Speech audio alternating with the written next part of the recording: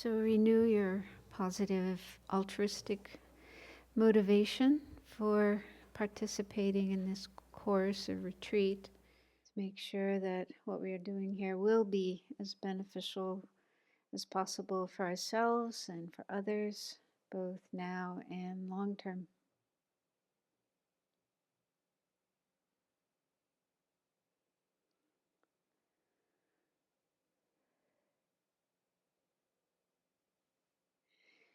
There were a couple of questions that were sent in, so I'll start with those.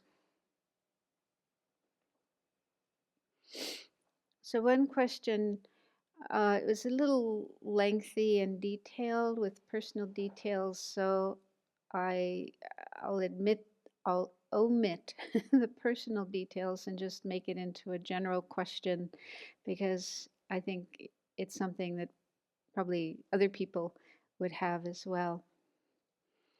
So the question is, if someone like a parent or anyone that you knew has already passed away, and you feel regret about things that you did or things that you didn't do but should have done, and now it's too late, then you feel a lot of sadness. What can be done? So I think this happens to many people. It's quite common. So I came across a technique in a book by Elizabeth Kubler-Ross, who did a lot of work with dying people. And so this is to write a letter to this person who's passed away, and just let your heart pour out and say whatever you wanted to say, whatever is there in your heart, your thoughts and your feelings that you didn't have a chance to say before. So I did this both with my mother after she passed away and also with my father, and I found it very, very helpful. So you just, write it down, write everything down, let everything out. And use your normal hand, like if you're right-handed, use your right hand to do this. And you don't have to worry about spelling or grammar. Probably no one's going to read it. And then when you've finished, when you've gotten everything out, then use your other hand, the one you don't normally write with, and write their response to your letter. I know it sounds weird, but it's very interesting. And you don't have to think about, you just start writing and things will come. So when I did that with, both of my mother and my father, it really felt like it was them. The words that came out really sounded like things that they would say. So you're communicating and getting an answer to this person. So that's something helpful you could try. And if you're not comfortable with the idea of writing, you could do it in meditation. You could imagine the person there in front of you and just talk to them. Imagine yourself talking to them and telling them whatever it is you want to say, and you'll probably have some tears flowing, which is fine. Get that stuff out of there. Yeah, so that's something. And then also in terms of practice, actually what this person wrote, it is good to make prayers if you feel that you could have done more, or maybe you did some things you shouldn't have done. Make prayers for them, dedicate merit for them, and you could also, if you wish, aspire to meet them again in future lives and be able to be in a position where you can help them, repay their kindness, and so on. And then if you did anything that you feel regret for, like if you behaved in harmful ways, negative ways, then you can do purification practice to clear that up. So for those who don't know about purification, this is something that it comes in the teachings on karma, because some of the actions or karma that we create are negative, non-virtuous, especially when we start learning spiritual teachings, we start learning the Dharma and practicing the Dharma, and we start learning about karma, then we often realize things that we're doing or things that we have done in the past, and maybe we didn't think so much about them, and then we realize, whoa, that was bad karma. I created bad karma. So it's not the end of the world, because we can purify our bad karma, though both present and past. And just briefly, maybe you can find online some more material about this, probably on Sravasti Abbey website, how to do purification with the 4 powers. But just briefly, the 4 powers are feeling regret, generating a sense of sorrow or remorse or regret for what you did, which isn't guilt, beating yourself up, but just realizing that wasn't a good thing to do. That was wrong. I'm sorry I did that. So generating that. Then there's different orders that these come in, but this is the order that I like. The second one is refuge, which is to, if you're a Buddhist, renew your refuge, your sense of respect and commitment to the Buddha, the Dharma, and the Sangha. But if you're not a Buddhist, then maybe you have something comparable. If you're following another religion, then just renewing your commitment to that religion. Or if you just have your own ideals and values that you try to live by in your life, and you've broken them or gone astray from them, renew those. Renew your commitment to following those. So it's like getting yourself back on track when you've gone astray. And the third one is doing something positive to counteract the negative thing you did. So there's various things you could do. There's certain mantras, special mantras that are good for purification, like the Vajrasattva mantra. You could also use the Buddha mantra, Shakyamuni Buddha mantra, any mantra. There's a practice of the 35 Buddhas that we do, and that's a little complicated. Takes a while to learn, but that's a very good one to do as well. But they also say you can do anything that's positive or virtuous or constructive. You could give a donation to charity, do some volunteer work, do some meditation on loving kindness. So just something that's good, a good thing to do that counteracts that negative thing. And then the fourth power is sometimes called promise or resolution or commitment. And that involves making the commitment that you won't do that action again as much as possible. So you have to gauge your abilities and do it according to that. But at least have the wish to not repeat that action again, and feel sincerely the wish to work on that, and not just go out and do it again. So it said that if we use those 4 powers, then there's no negative action that can't be purified. So everything can be purified. So most people in our tradition will do a purification practice at least once a day, sometimes twice a day, morning and night, to clear up negative things that we may do. Then the next question contains a few parts. So it starts saying, like most people, I cannot remember my prior rebirths. But more important emotionally is this stark fact when facing death. I only know life through this very incarnation, this self. Thus, death means terrifying annihilation. It is not just my body that dies, but my personality, myself, the person who has lived in this world. My mind, as I have experienced it for X number of years, is now coming to a definitive end. Because I have no sense of the mind that will be reborn, am not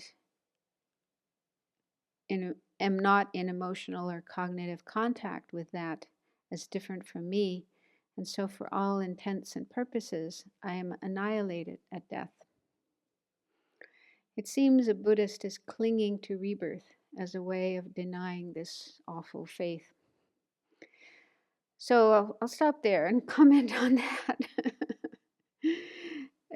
So it sounds like, this person is saying that there is no such thing as rebirth, but we just invent this idea and cling to it, like a little child clinging to a teddy bear or a security blanket, just to avoid the terrible fear of annihilation.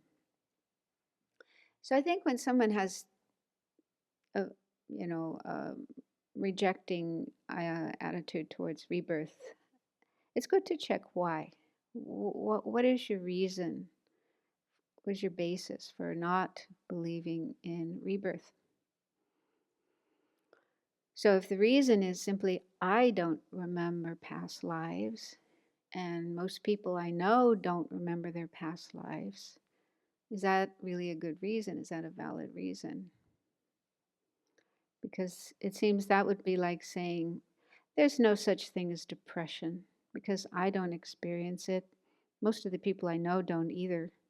So I think people who say that they have depression are just making it up to get attention or as an excuse not to go to work. So would that be right? Because, depression and many other experiences are subjective. They're subjective experiences. And if you were to say, I don't believe you're depressed, give me proof. Come on, give me the proof. Put it right here. I want to see the proof that you're depressed. It's not possible. Not possible to give concrete proof for an experience like that, which is subjective. So it's similar with memories of past lives. If you're asking for concrete proof that the person really does have these memories and these memories are valid, not just fantasies, then it's asking for something impossible. So anyway, the point I'm trying to make is, if the reason is simply, I don't have that experience, therefore I don't believe other people have that experience, is that really a good reason? But people do ask the question sometimes, well, if we have had past lives, then why don't we all remember our past lives? Why is it some people have these memories and other people don't? Well, memory is a capacity that people have to different degrees, right? Some people have incredible memories and they're able to remember details from their early part of their life, even when they were babies. But probably most people don't. Most of us don't remember being a baby, being in a crib, being born. So if we say, well, I don't have memory of that, therefore it didn't exist. I don't have a memory of past life, therefore I didn't have a past life. Would we also say, I don't remember being born, therefore I wasn't born? I don't remember what I had for lunch yesterday, therefore I didn't have lunch yesterday. I mean, there's lots of things we don't remember. Lots of things our mind forgets, especially the older we get more and more forgetful. So if not remembering something is a proof, a valid reason to deny the existence of something, then again, that's not a good reason. And in fact, according to Buddhism, we do have in our mind memories of past lives. We just don't have access to them. But that can change. People will sometimes just have a spontaneous remembrance of a past life, or it can happen in meditation. Because when we practice meditation, our mind gets more and more clear, and there's greater chance of memories of previous lives coming up. And this is stated in the teachings as well, through the practice of meditation, developing one's mind to higher and higher levels of clarity and purity and realization, then all these memories pour in. You may wish you didn't remember them, because can be unpleasant memories, and not like, all beautiful and wonderful. Some of them can be quite scary. But anyway, we do have memories there. It's just that they're not necessarily accessible to everyone all the time. Another thing, what this person is talking about is annihilation. And according to Buddhism, death is not complete total annihilation, because there is our mind that goes from this life to the next.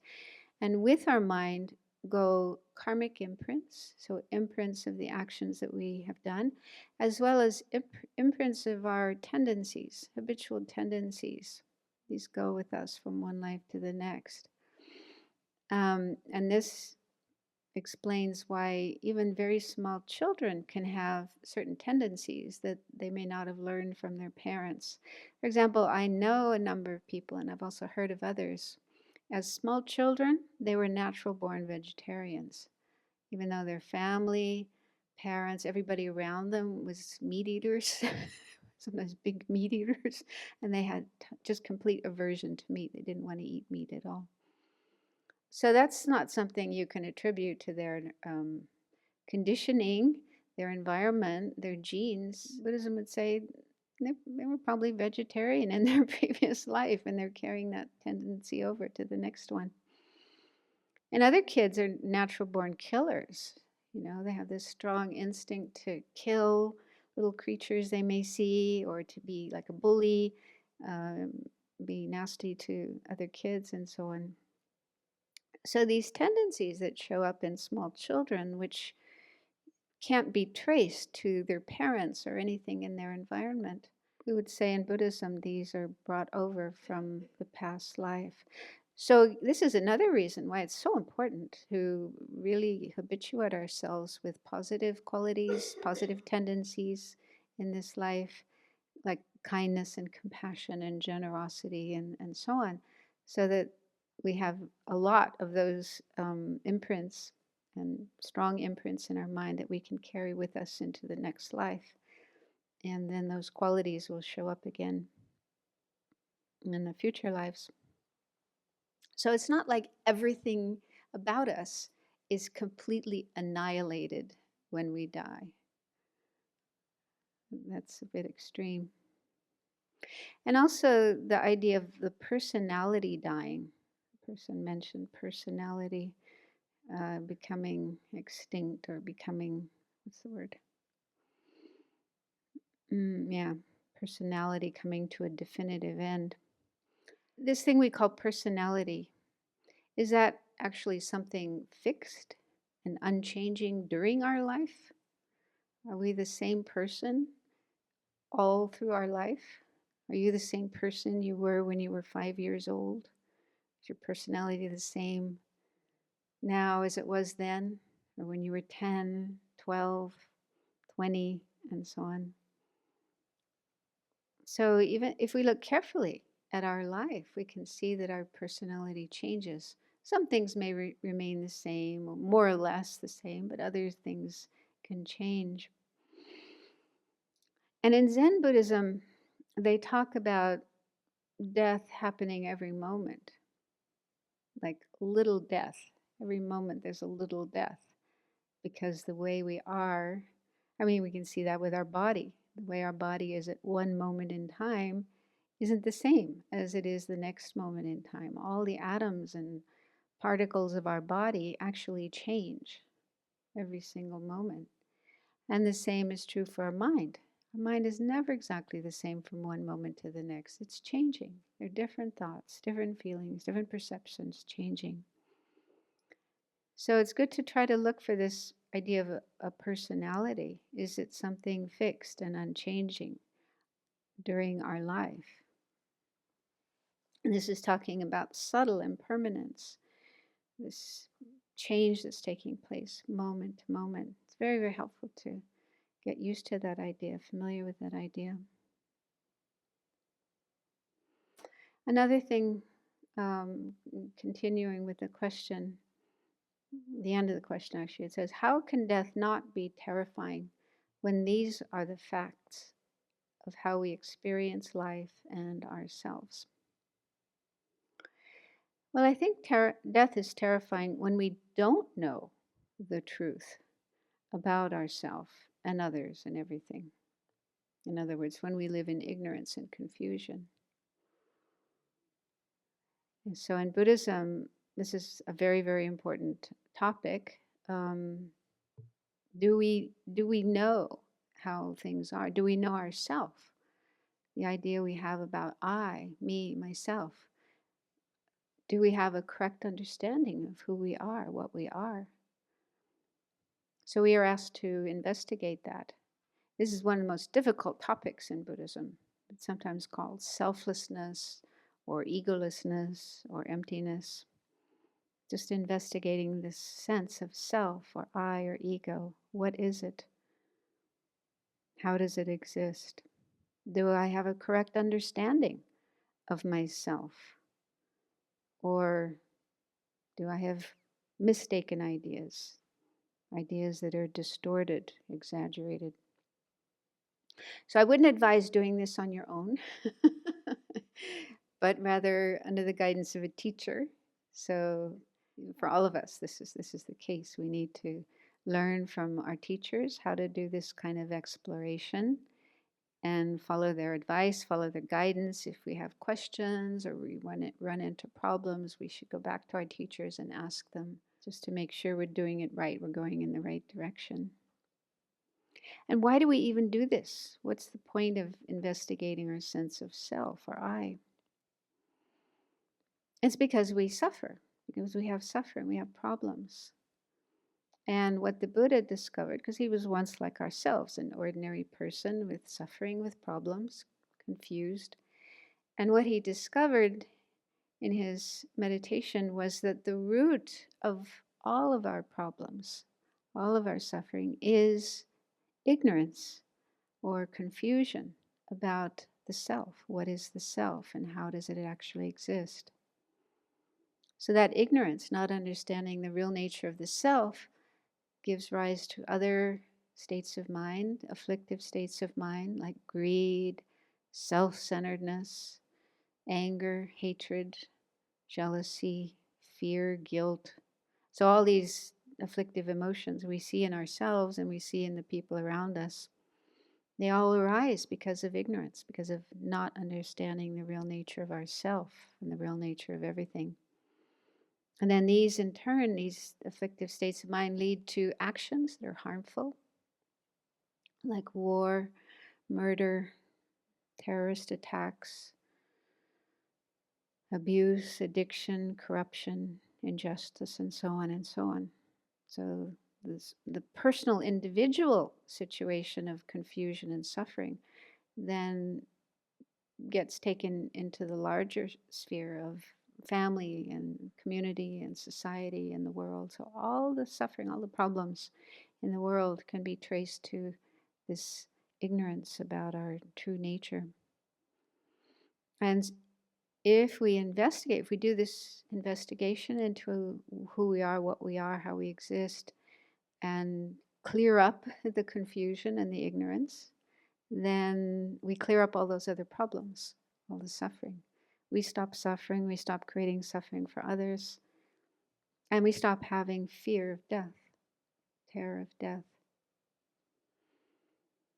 So this is a long process. It's not something you can do overnight or in a weekend or anything like that, but it even working on it, even to just start to learn about it and put it into practice and work on it, definitely you can see a decrease in the suffering, and you have tools with which you can manage suffering and problems that do arise. Okay, one last question that came in was, is the King of Prayer recitation beneficial for the 49 days of the Bardo, even though the person was not a Buddhist? So the King of Prayers is a prayer that comes from a sutra, I think the Gandharva Sutra, I think. It's rather long. It's not like just 4 lines, but it's several pages. But it's very beautiful. It's expression of a bodhisattva's aspiration, someone who has compassion and love for all beings and wants to become a Buddha. And they're making all these beautiful, altruistic wishes and aspirations for the benefit of all beings and for themselves to be able to help all beings. So it's really beautiful. So it is something that's recommended to recite for someone who's passed away. It can be recited anytime for other reasons as well, but it's especially good for someone who's passed away. the 49 days after death are a period called, well, it's said that the person who's passed away, their mind or consciousness is in this bardo or intermediate state, looking for their next life. So the next life, the next rebirth could take place any time within those 49 days. So it's customary in Buddhist countries, or at least in the Mahayana Buddhist countries, to do prayers and create merit for someone who's deceased for that period of time, 49 days. So can this be done even if the person was not a Buddhist? I don't see why not. I mean, the Buddhists and Bodhisattvas want to help everybody. They have compassion for all sentient beings, and not just for Buddhists. So they're not partial. So for sure, we ask for help for this person, for the Buddhas and Bodhisattvas. They will definitely help them. Okay, so those are questions that came in, and I wanted now to talk about some things, more practical things to do to prepare ourselves for death.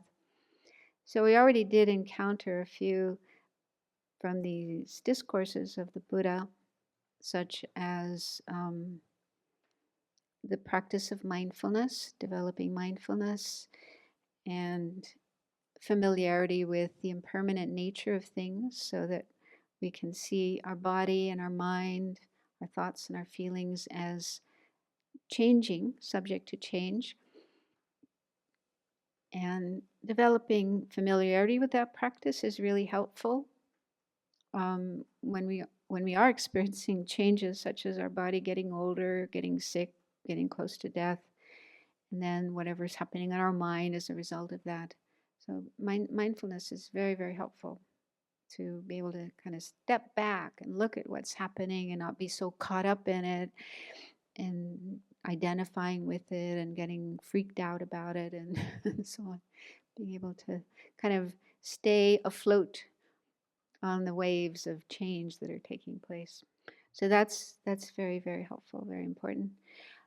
Some other things, these are things I've sort of collected over the years, and they're in the little booklet that you can get the PDF of from the website.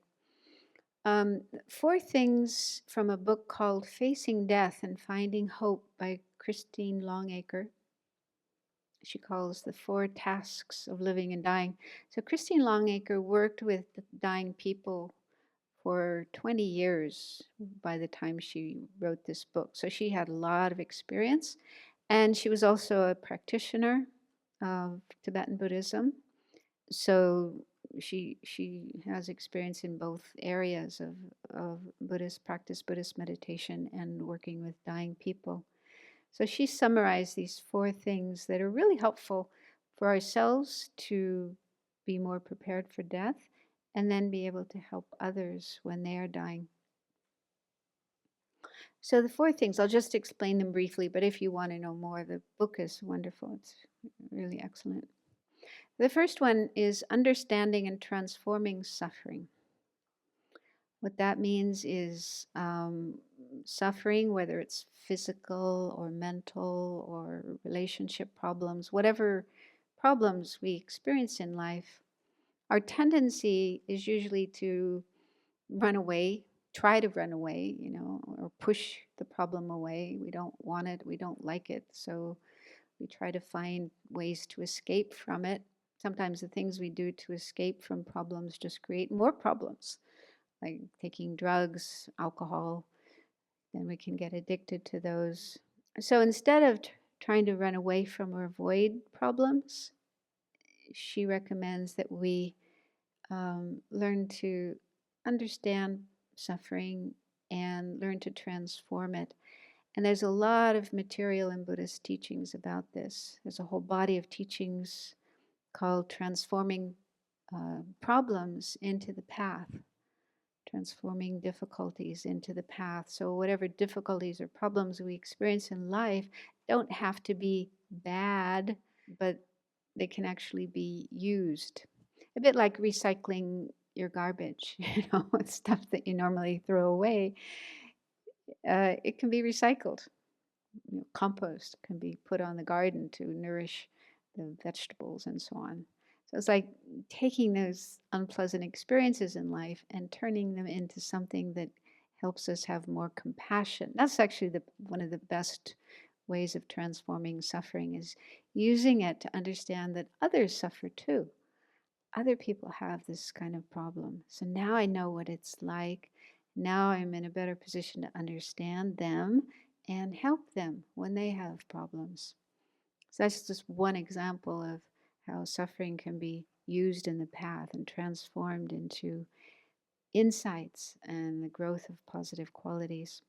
So, because there probably will be suffering at the time of death, there, will be some physical challenges and mental challenges. So, if we learn how to transform problems and suffering as we go through life, then we already have some experience in doing that. And then it will be easier to do that at the time of death. That's the basic idea there. And the second on the list is healing relationships. So as we go through life, we sometimes get into conflicts with other people, problems with, family members and friends and so on. And sometimes we just try to avoid those, run away from those, escape from those, not deal with them, just not see that person and think that's the end of that. But that's not so wise, because there's probably still some feelings there, hurt feelings, angry feelings, resentment, blame. And that can be a problem as we die, because, what can happen as we're dying, our mind just might throw up all these memories of our life and things that we did in our life. And so we might remember those people, remember those problems, and then feel bad maybe that we didn't heal that relationship, or maybe feel angry at them. We're still angry at them. So then our mind can get messed up with these disturbing thoughts and emotions. Again, we don't want to die with that kind of thing in our mind. We want to be able to die with a mind that's clear and positive and peaceful and not angry or resentful towards anybody. So it's good to do that while we have time, while we're still alive. Whatever relationship problems there may be, work on those, try to heal them. Even if the other person isn't willing to do this, like you may want to reach out to the other person and try to, clear up the conflict. And they may not want to do that. That sometimes happens. They don't want to have anything to do with you. They don't want to talk to you. Well, at least you tried. So even if the other person doesn't want to communicate, you can still work on your own thoughts and feelings towards that person. You can clear up anger, resentment, blame, generate patience, forgiveness, kindness, compassion. So that's something you can do from your side, even if the other person doesn't cooperate. But this is really important so that your mind can be more clean, clear, free of those unresolved problems with other people. I'm really glad I was able to do that with my parents. I didn't have very good relationships with them when I was young, especially as a teenager. There was a lot of anger and resentment. And so learning Buddhism and meditation really helped me to see that I had to clear those feelings up and come to terms with them, and have good relationships. Because I once heard Lama Yeshe say, if you have any problems with your parents and you don't clear those up, you don't kind of fix those problems, you won't be able to make progress in meditation. So that was pretty powerful. I thought, I got some work to do. And I was able to do that. And it was so wonderful to do that, because then by the time they had passed away, I was able to really feel love and appreciation for them, and not have this, well, leave me a little bit of residue, but mostly cleared up. And it's good, because, if somebody passes away before you had a chance to do that, or if you have passed away before you had a chance to do that, that could be a cause of a lot of regret, a lot of sadness. Okay, and then the third one is cultivating a spiritual practice. So learning and training yourself in some kind of spiritual practice. And there's many different spiritual practices. I'll go through a list of possible ones from the Buddhist tradition, and you can take your pick from that. But that's really helpful, just to have a practice we can use as we're facing difficulties in life, and especially as we're facing the end of our life, that there's something we can use to help us get through that time, especially as we get closer to death and start going through the process of dying. We're going to be more and more on our own. So like the Buddha said to Ananda, learn to be an island unto yourself, a refuge unto yourself, a lamp unto yourself. Find within yourself the resources that you need to deal with this situation. And the fourth of these four tasks of living and dying is finding meaning in life. So she says a lot of people don't really have a clear sense of purpose in life. Why am I here? What's life all about? They just kind of go mechanically through life, doing the things they're supposed to do, go to school and then get a job and then get married and then, collect a bunch of bills, mortgages and so on. So, but without really knowing why am I doing all these things? What's this all about?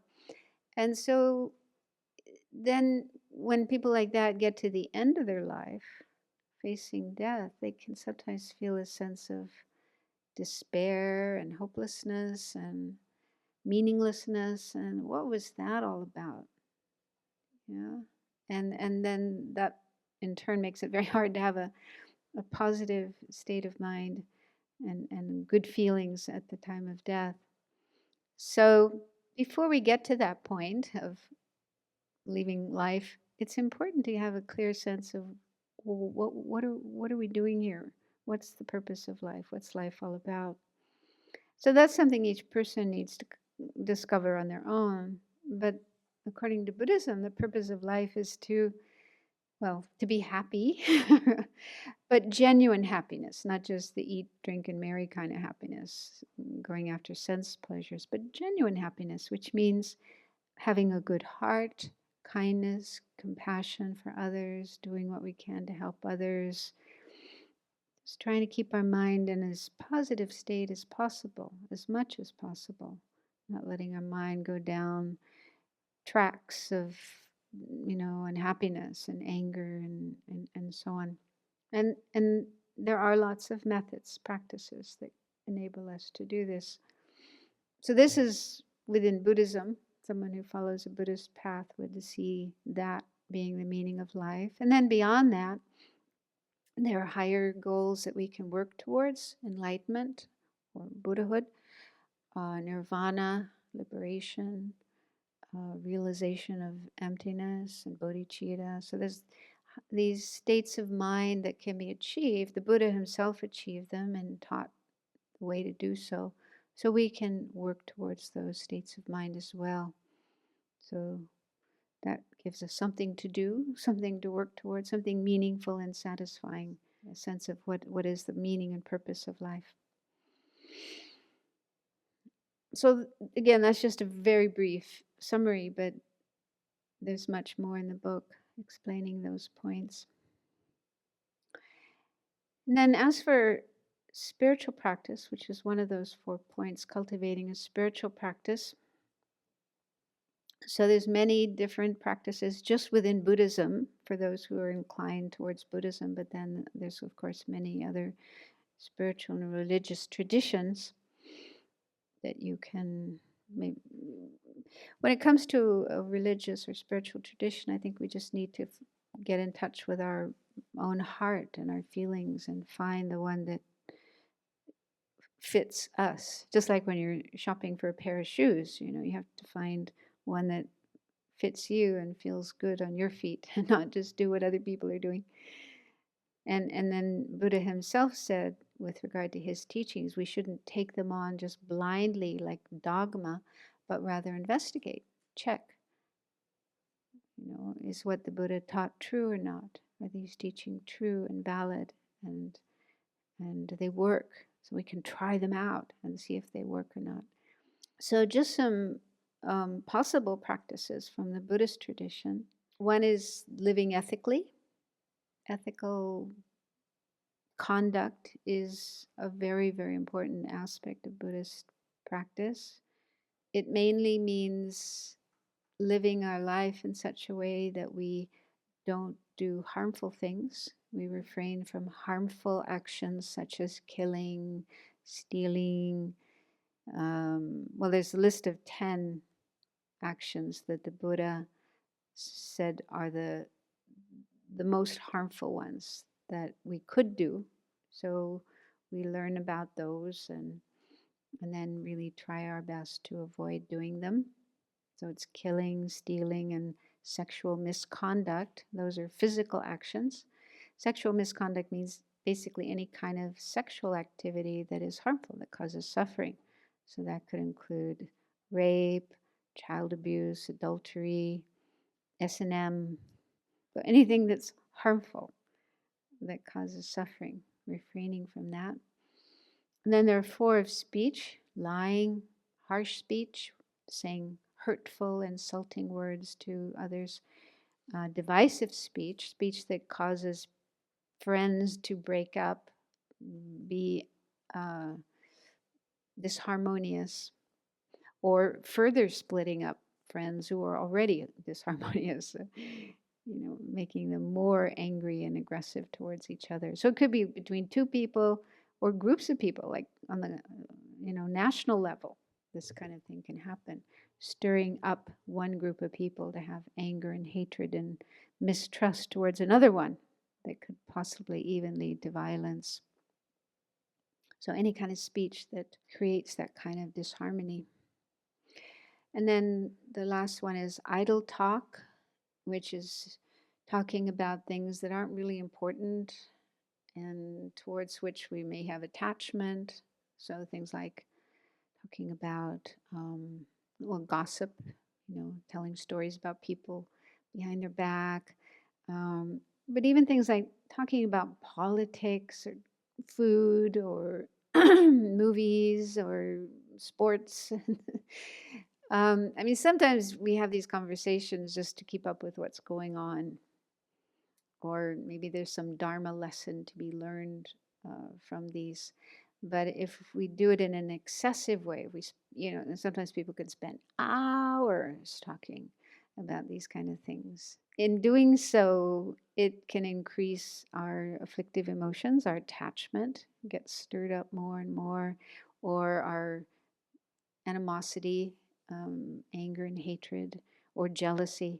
So it can stoke the fires of these afflictive emotions in our own mind and in the minds of the other people involved in these conversations. So now that's why it's considered a unwise action. Yeah, and also a waste of time. I mean, there's so many good things we could be doing with our time, beneficial things. So to spend a lot of time doing, engaging in that kind of conversation is, especially given we don't have all the time in the world. We're going to die one day, life will end. We don't know when that's going to happen. So we should really cherish whatever time we do have and use it in ways that are beneficial and wise, and try to refrain from wasting our time. And then there are 3 of the mind, 3 actions of the mind. Covetousness, which is desiring something that doesn't belong to you but belongs to somebody else.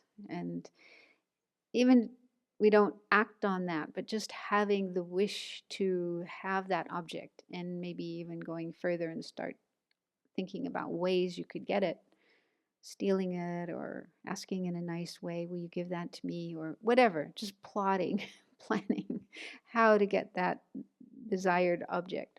So that's the meaning of covetousness. And it could be with people as well, coveting somebody else's child or partner or pet. Okay, so wanting something that belongs to another person. And then there's malice or ill will, which is having thoughts of of harming somebody else. Even if you never act out those thoughts, but just letting your mind run in nasty things you can do or say to another person that you don't like and you want to hurt them. Something to look out for. And then the last one is wrong views, which according to Buddhism involves rejecting, totally rejecting and denying things that are important for our spiritual practice and our spiritual development. For example, karma, that there is such a thing as karma. We do actions and experience the results of our actions. So if you were to say, no, I don't believe that, I reject that, there's no such thing, kind of closing the door on that whole idea of karma, that's dangerous, because if you don't believe in karma, then you don't believe your actions matter, that you have any responsibility for what you do. And then you could become reckless and do harmful things, bringing some more suffering to yourself and also to others. Or another example would be denying the possibility of attaining enlightenment. You think, no, there's no such thing.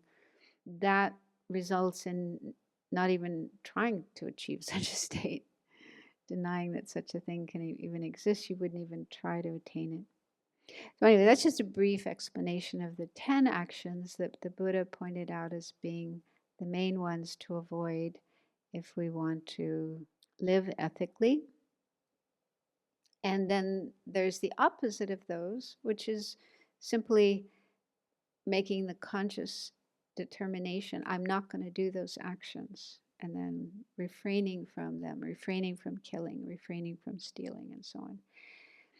And so by doing that, we are creating virtue, good karma, and living in a life that is as harmless as possible and as helpful as possible, both to ourselves and others. So that's one meaning of living ethically. And on top of that, we can also take precepts, like monks and nuns take precepts, but also lay people in Buddhism can take precepts for life. For example, to not kill, to not steal, and so on.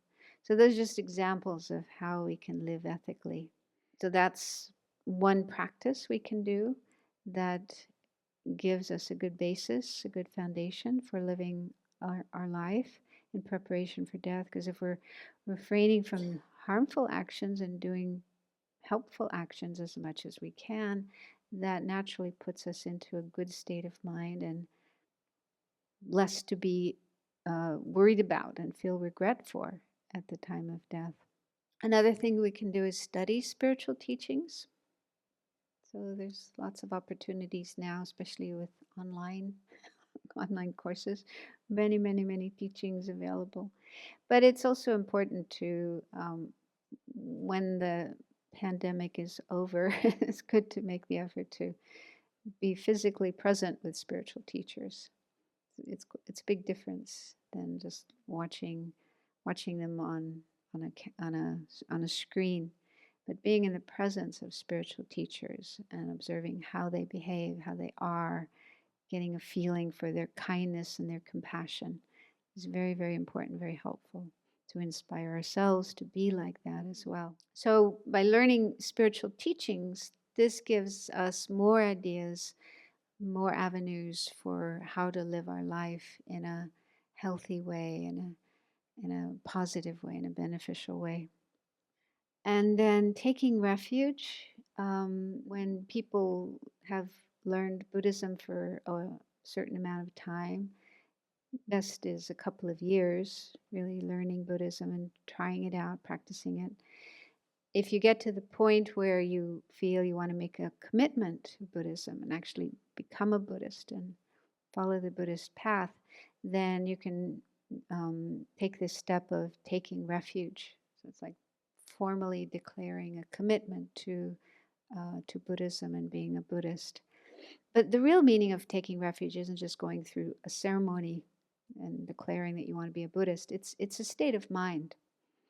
And to get this state of mind, we need to learn who are the objects of refuge, like the Buddha, his teachings, his Sangha, the followers, what qualities they have, why they are worthy of objects of refuge and so on. So it's actually a state of mind that we cultivate, and it can be there as part of our life on a daily basis. And that's particularly helpful at the time of death because there's a good chance there'll be some fear coming up. When we're afraid, we naturally want to turn to someone or something that we feel can help us, can give us help. And it's said that if at the time of death, if we can take refuge, if we can remember even just one object of refuge, like the Buddha, or one of the Buddhas, like Tara or Chenrezig, or our spiritual teacher, or some aspect of the Dharma. So if we're able to bring that to mind and take refuge in that, rely upon that, then it's said that definitely we will not go to an unfortunate rebirth in our next life, but a fortunate one. So that's sort of like a lifesaver. If you're drowning in the ocean, and somebody throws you a lifesaver, something to hang on to, something that will help you get through that transition from this life to the next, without disaster, falling into a bad situation. But to be able to do that at the time of death, to be able to remember objects of refuge and take refuge in them, we need to practice that while we're alive. We need to train ourselves to think that way, to do that practice. So then it'll come naturally. So I mentioned yesterday that when I was young, I didn't think I was afraid of death until I was in this earthquake in Nepal. And this was before I got ordained. And so when this earthquake was happening, my mind just went into a state of sheer terror and panic and kind of frozen. I couldn't think of anything positive. And one of the things I learned from that was I don't want to die like that. I don't want to have that state of mind when I die. I want to be able to do something positive when faced with death. So that really gave me a lot of energy to do more practice and study Dharma and practice Dharma more. And some years after that, on a visit home to my family, I was with some family members in a car, and we were driving on an icy road. I was in the back seat.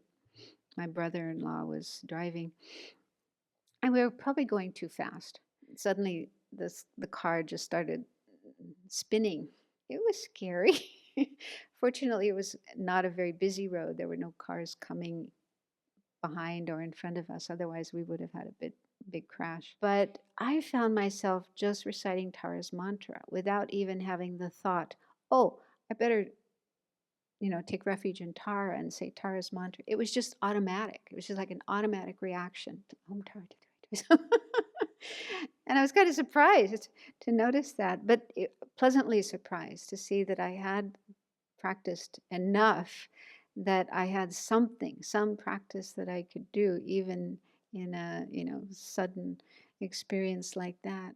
So that's one of the ideas of training ourselves in spiritual practices, so that they come up even without having to make a conscious effort to do them. They're just like an automatic response. So if we can get to that point where even just one of our practices, one of the deities, one of the practices, one of the mantras is there for us as we're dying, that's like the lifesaver, something to hang on to get us through that experience. And then the next one is mindfulness. So we already looked at that with the discourses from the book. And mindfulness is a very helpful practice, just to be able to stay aware of what's happening without being caught up and carried away with emotional reactions. And the real meaning of practicing mindfulness is to become aware of the actual reality of things, the way in which things exist, starting with impermanence itself. So mindfulness enables us to see and experience the changing nature of things. And with greater awareness of that, greater awareness of the impermanent nature of things, we're less likely to be caught up in reactions, like fear and aversion and attachment and so on. It gives us a tool to stay somewhat distant and objective about what's happening, and that can be very helpful.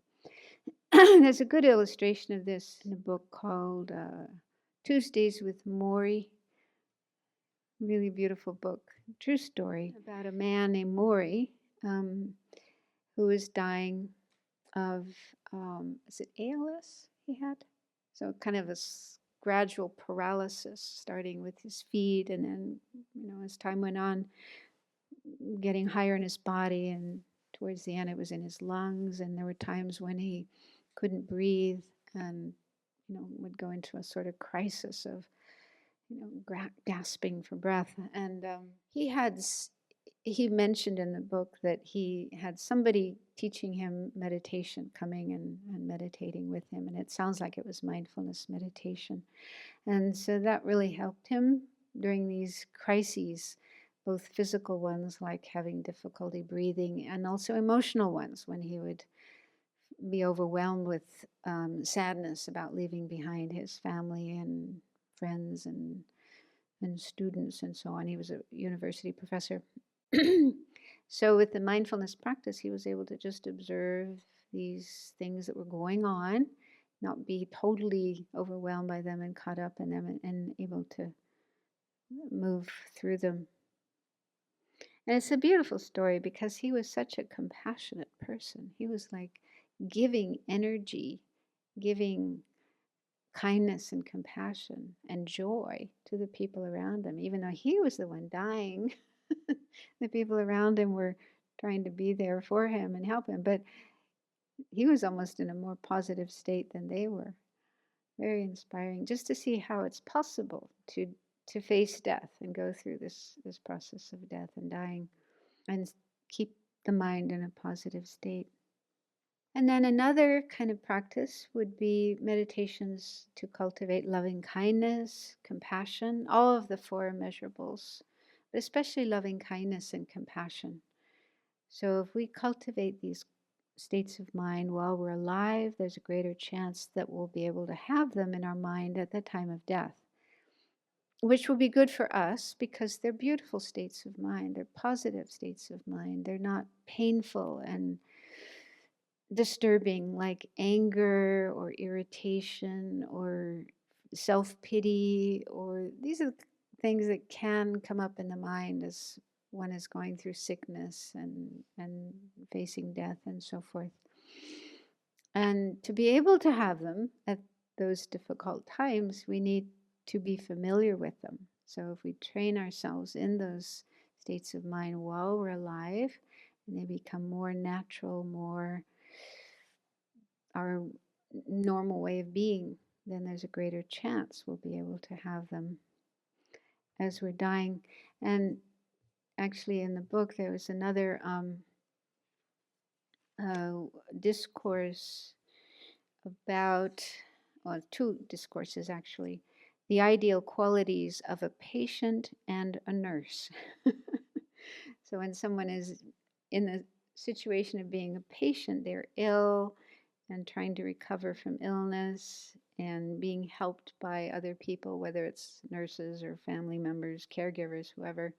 So what are the ideal qualities to have when you're a patient, as well as the ideal qualities to have when you are a caregiver, nursing someone who's ill? So these are the words, the Buddha's own words.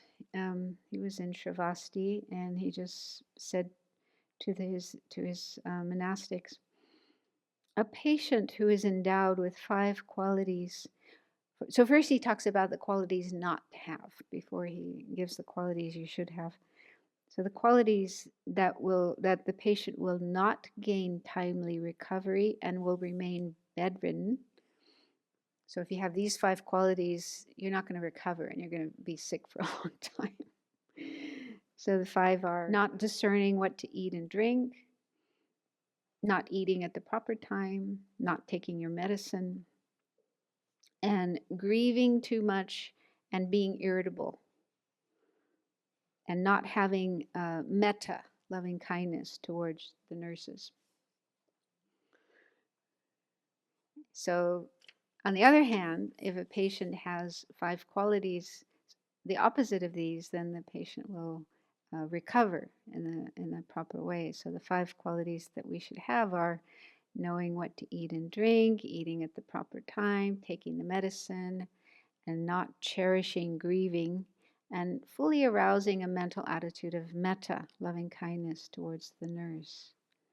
So he recommends that we should get rid of the 5 bad qualities and cultivate the 5 good qualities.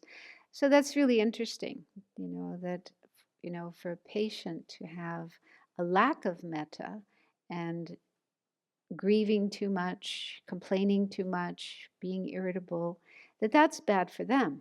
Of course, it's going to be bad for the nurse as well, the caregivers. Because I hear sometimes, when I'm sure Venerable Jigme has a lot of experience with this, patients in hospital are sometimes very difficult. And it's understandable. I mean, when you're in pain, when you're bedridden, you can't do what you want to do, it's very easy for the mind to slip into grumpiness, irritation, impatience, and then, taking it out on the people around you, such as the nurses and the doctors and anyone else who's there. So it's very easy for that to happen. I know my mind gets pretty grumpy when I'm not feeling well.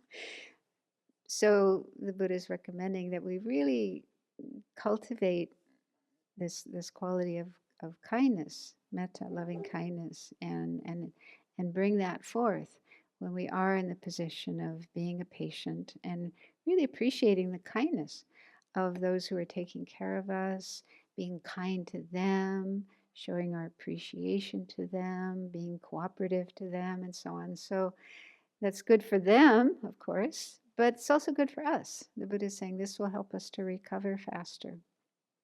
So if we can be in a positive state of mind, there's a greater chance of our physical illness healing. And then the final kind of practice would be purification practices, like I mentioned before, knowing how to do the 4 powers of purification together with Vajrasattva or other mantras, 35 Buddhas, and so on. So it's really good to train in those while we're alive, and good to do them before we die to make sure that we clear up any negative actions we may have done earlier in our life or around the time of dying, so that we can die with as clean and clear a mind as possible, with as little negative karma as possible. And then other practices like mantras and prayers. Sometimes when you're not feeling well, and it may be difficult to meditate on emptiness or meditate on, some difficult topic, but reciting prayers and mantras is not so difficult, not so challenging. And it gives your mind something to focus on other than your sickness or your pain or your worries. So focusing on a mantra. So there's a number of different practices. These are just some, but I think it's good that there are a variety of different possible spiritual practices, because some may appeal more to some people than to other people. Some people love doing mantras and prayers and recitations. Other people are more inclined towards something like mindfulness. So find at least one practice that you feel comfortable about, you feel good about, and start working on that, training yourself, getting familiar with that, so that it becomes natural and spontaneous, and then that's something that will be there to use when you're dying. Are there any questions? If there is no self, how does our karmic mind stream, which is all we take with us when we die, stay together and then find us at rebirth? I don't think it's quite like that. In the Tibetan tradition, and particularly the Vajrayana tradition, they seem to have the most detailed explanation about what actually happens as we die. So we have this stream, they call it a mind stream. It's like a river or a stream of water, in that it's continuously going, continuously flowing, one moment after another. Each moment, different thoughts and feelings and experiences arising and passing. So this is there all through our life. It's 24 hours a day. Even when we're asleep, our mind is going, it's experiencing things. It never stops, never shuts down, never takes a break. So we get to the end of our life, and whatever circumstances are happening that's causing death, it could happen very suddenly, like in a car accident or a plane crash or something, or it could be more gradual. Probably for most people, death is a gradual process through illness or age or whatever. So there's a period of time that we are probably bedridden and approaching death. And as we get closer to the time of death, there's changes taking place on the physical level and also on the mental level. It's a bit complicated, and in fact, I probably won't be able to remember all the details of it. But in general, there are these 8 stages that we go through as we are dying, and along these 8 stages, our mind is moving or changing from a more gross level of experience to more subtle levels of experience. And it's said in this tradition, the Vajrayana tradition, that our mind is always together with subtle winds, energy winds in our body. These, mind and wind are inseparable.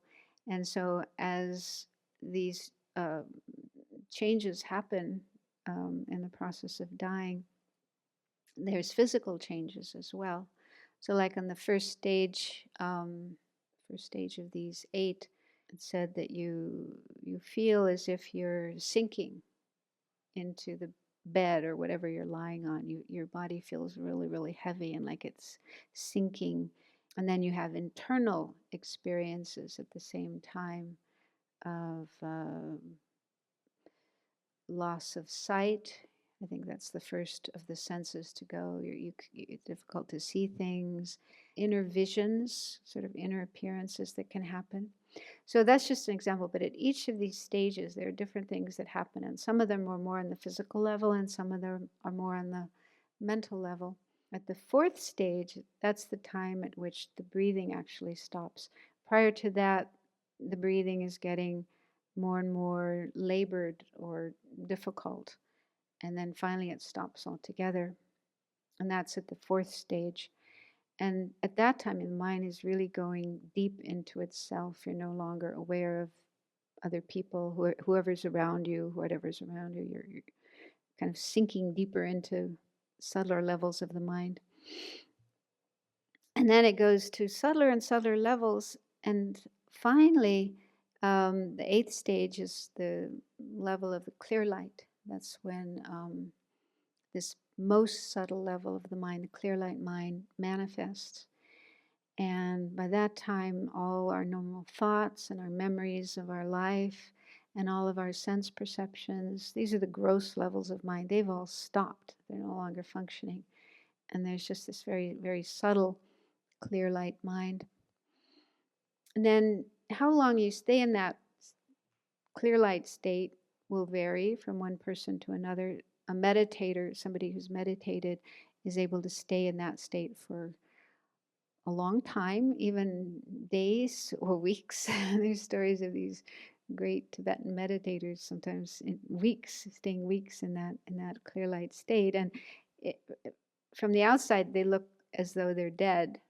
There's no movement, no breathing, but they're not really dead because the mind or the consciousness is still connected with the body deep inside the heart chakra. But for ordinary people, they usually pass through that stage pretty quickly. So when that stage finishes, the clear light stage finishes, that's the time at which the mind separates from the body. And they say it can leave through different places. The best place is out the top of the head.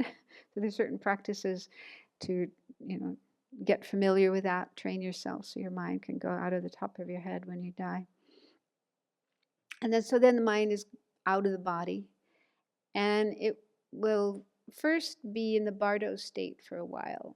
It has a bardo body. Now, bardo means intermediate state, and in that state you have a subtle body, not a gross physical body like we have. Maybe like a ghost, we could say like a ghost or a spirit, because it can pass through walls and it can be somewhere else instantly as soon as you think of it. So with this bardo body, one is looking for the next life, looking for a place to be born. And that depends on the karma that you have, and also a karmic connection with parents. If we're going to be born as a human being, there needs to be a karmic connection with the parents that we're going to be born to. So there's various factors that determine where you go and where you end up. So the bardo period can last up to 49 days. That's the maximum amount of time. So within that time, it's definite that the person takes a new life, a new rebirth. And when that happens, the bardo body, this intermediate state body, kind of dies, ceases, and the mind transfers from that into the new body. And if you're born as a human being, they say the mind enters at the moment of conception. So when the egg and sperm come together, at that time the mind will enter that, and then from then on, the body develops first as a fetus and then eventually a baby and so on. So the mind is connected with the new body right from the moment of conception. Although there's a lot of discussion about this because of now we have so-called test tube babies, and even His Holiness says it's difficult to know exactly when the consciousness does enter. Does it enter in the test tube or after it's already inside the womb? So it's difficult to know for sure. But anyway, this is this continuously flowing stream of awareness or stream of consciousness. So each one of us has our own stream of consciousness that just keeps going and doesn't get mixed up with other people's minds. People sometimes have that idea, that our minds can kind of get mixed up and merge with other people's minds. So it doesn't work like that. It's the same mental stream, and in the Vajrayana tradition, it's explained it's also inseparable from a subtle energy, kind of, they call it wind, chi, and Chinese, and prana in Sanskrit. So it's it's a subtle kind of form, energy, wind. So the mind is always together with that. And that's what enables it to move and travel from one place to another. It's a kind of complicated explanation, but I don't know if that really answers the question. But yeah, it's just not correct to think that our mind can get lost somewhere, that we can be in one place and our mind can be somewhere else. So wherever the mind is, there is awareness. But the kind of awareness that would be present depends on the circumstances. Like right now, as we're, fully alive, we have, a normal consciousness of I am this person and I'm doing this and doing that and so on. But as we're going through the process of dying, that gradually dissolves, and the mind goes to a deeper level. So we're no longer thinking, I am Sangye Khadro and I'm a Buddhist nun and I have this body and I have this friend and so on and so forth. So that kind of thought, which is more to do with this life, that kind of ceases and dissolves as we go through the process of dying. But there's still a very basic level of awareness there that just keeps going and has these other adventures, these other experiences, and then eventually in the next life. And then we start off all over again, developing a new sense of I based on that body and that set of circumstances, family and place and religion and so on, whatever. So I don't know if that's helpful. Is that answering the question? Yeah, the person said thank you, it's answered their question. Someone else was asking if you could relate the 5 qualities of a nurse. They're pretty much the same. Okay, so the ideal qualities. Well, first, the qualities not to have. If a nurse has these qualities, then the patient will not recover well and will remain bedridden. So we don't want to have those qualities. So those qualities are, if the nurse doesn't discern when administering medicine, doesn't have the right understanding about the medicine to be taken, is negligent, and has a mental attitude that lacks energy, regularly enjoys getting irritated, and is exceedingly drowsy, nurses the patient out of greed for food, not because of reverence for the Dharma, and does not come back to converse with the patient. So this thing about food, apparently when, like at the time of the Buddha, if a monastic got sick and was being taken care of by fellow monastics, then lay people would give extra food for the sick person. So the monastic who's taking care of the sick one would have a chance to get a bit more food as well. So anyway, we shouldn't be taking care of someone out of a selfish wish to get more goodies for ourselves. Okay, so those are things to avoid it. So the things to have that will help the patient recover well. So a nurse discerns when administering medicine, is not negligent, being the first to rise and the last to lie down, constantly enjoys conversing, I guess, nice, uplifting conversation with the patient, has little drowsiness, nurses out of reverence for the Dharma and not out of greed for food and drink, and is capable of teaching the Dharma to the patient. So again, this is the context of in a monastery, one monastic taking care of another monastic. So talking to them about Dharma, reminding them of Dharma, encouraging their practice of Dharma. So in other contexts, if you're taking care of someone who's not a Buddhist, you wouldn't want to be pushing Dharma on them unless they want to hear it. But you could still talk to them in other ways that would help to uplift their mind and help them be in a more positive state of mind. So basically, it comes down to kindness and compassion and putting the patient's needs before one's own. Yeah, so for both the patient and the nurse, it's important to have kindness, and that will help with the recovery. That's probably true in normal hospitals as well, that I notice, nurses and doctors, they're usually very cheerful. Maybe that's my experience, maybe not always, but they try to be cheerful and kind and helpful, and that really does help.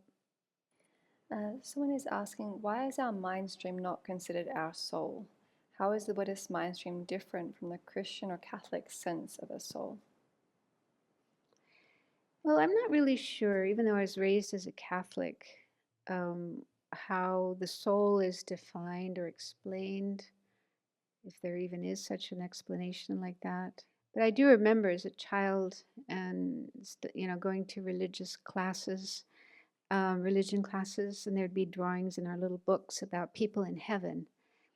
And they look like people. I mean, and I think popular idea of a soul is that it looks like us. And they even, like in movies or cartoons or whatever, when a person dies, then you see this kind of transparent thing coming out that looks just like the person. It looks like just like Venerable Sangye, but transparent, and it's going out of her body and then going up to heaven.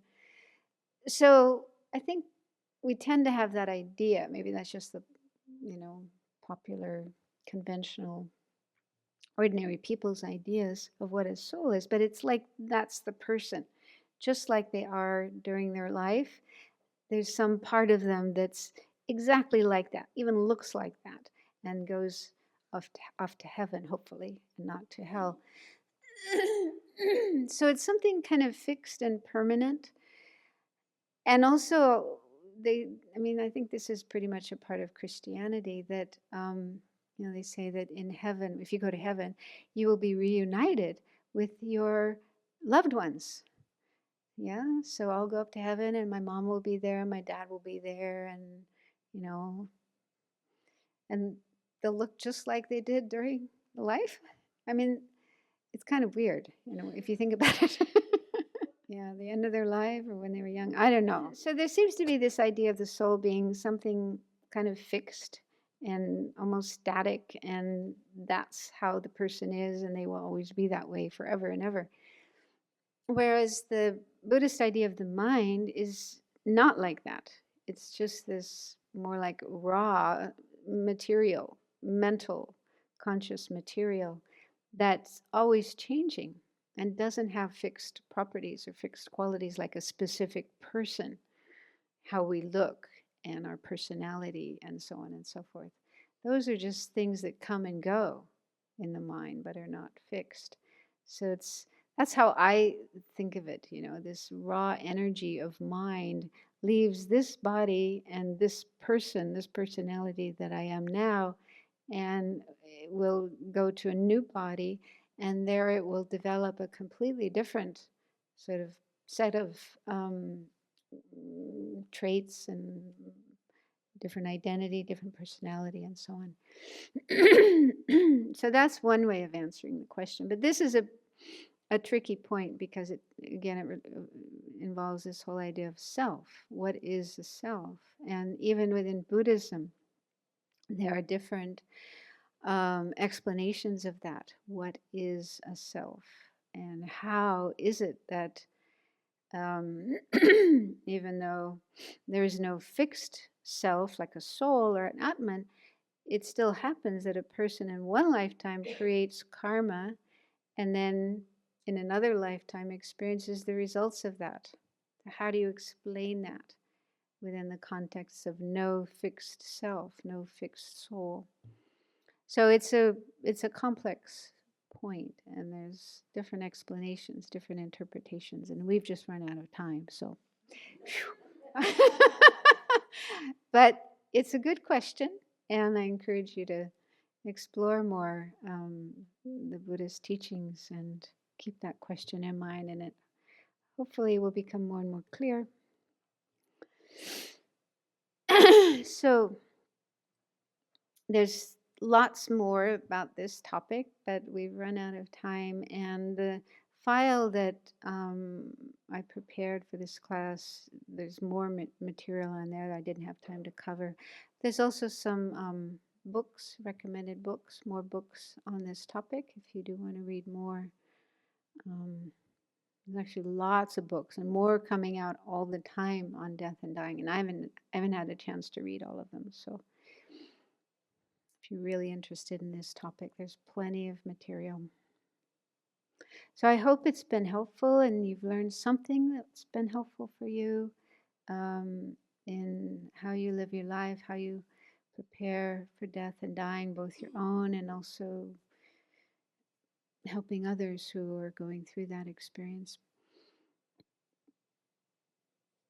So we'll finish with dedication of merits.